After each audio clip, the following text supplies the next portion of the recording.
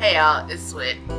So welcome back to the channel. As you can see by the title of the video, I'm actually gonna finally get into the story of how I came to be wearing this oxygen. It's cute, right? But yeah, I hadn't really shared much about it on the channel, and I've been contemplating for a while coming to share, so finally here to do it.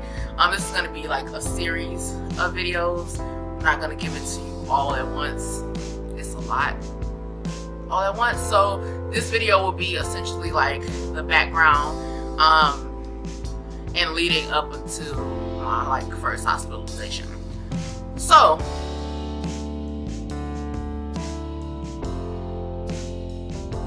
let's get started. So essentially, all of this really started where I knew something was going on my senior year of college. So senior spring, I got this really bad case of allergies. Never had allergies before, and I was wheezing. So going to the student health and things like that, they're like, oh, you have allergies now. You have asthma. Wasn't too pleased about it. But at that time, and since then, allergies were like the new cool thing in DC. Like, you get an inhaler. Oh, you got an inhaler too. Oh, what kind of inhaler you got? Everybody got inhalers. Like, people who never had breathing issues. You come to DC, just go and ask your doctor for an inhaler because you're gonna need it. That's how they do out here. So that did take some getting adjusted to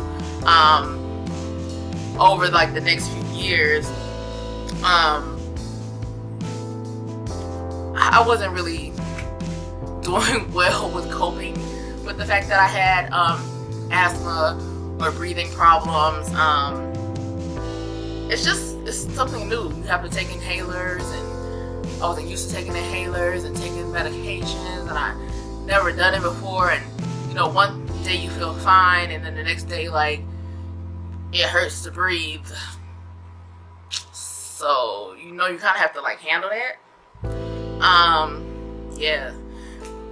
But eventually, over the next 5 or 6 or 7 years, I kind of got the hang of it. I was doing much better. Taking my inhaler, keeping an inhaler, all that jazz, going to an allergist, asthma specialist to get treatments, things like that. So by 2013, something was off. I had been purposely losing weight for my health in general. I wanted to just shed some pounds because I had one health issue, and it was high blood pressure, which turns out is actually part of this. But the rest of my health was stellar. My cholesterol was almost too low sometimes. My blood sugar was almost too low sometimes. My good cholesterol was always high, off the charts. Everything was popping 10 over here, except for the number on the scale, which can eventually lead to health issues possibly, and my blood pressure. It got to the point of me losing so much weight,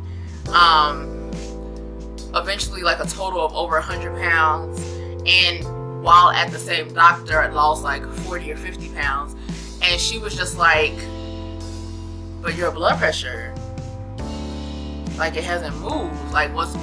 She was like, does your family have blood pressure problems? And I'm like, yeah. And she's like, well, it's probably at the point where no matter what size you are, you're gonna have these blood pressure issues. So yes, keep losing weight, but we'll put you, on this other medication, blah blah blah. Cool. By that point, I'm used to taking medication.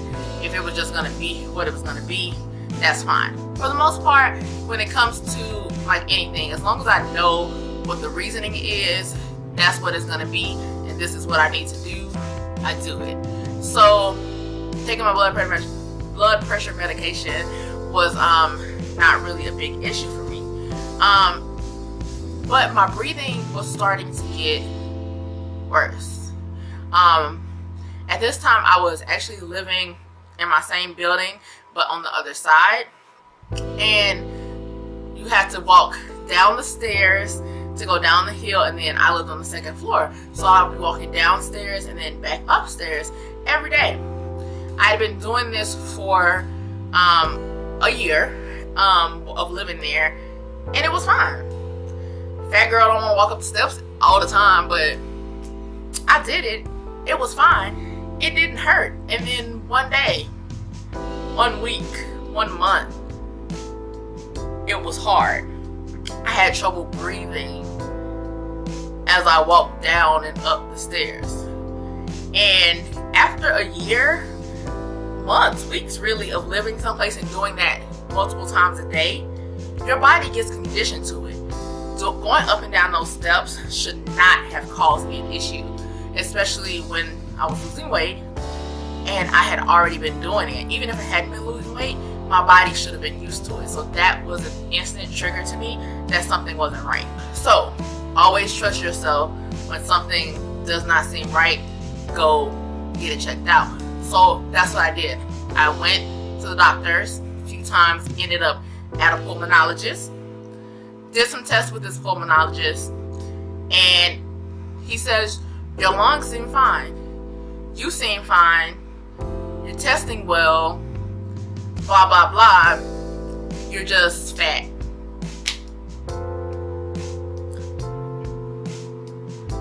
No I'm not.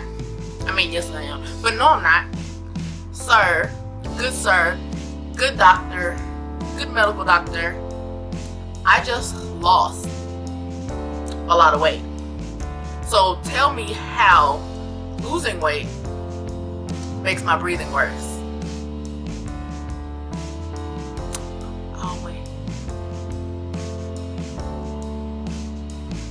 Oh, now you got other questions. Again, poke and prod when it comes to your health.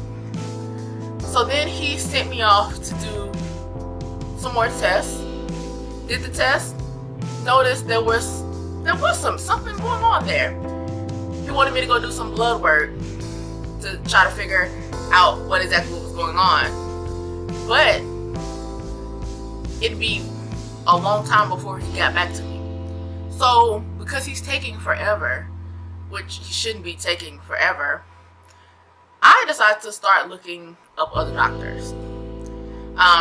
Go to my regular doctor, scheduled to have some more tests run by her, and also to have a physical. Before any of that could happen, before I could get that ball rolling, so from when I last took the test in like November, December 2013 to February 2014, I got sick.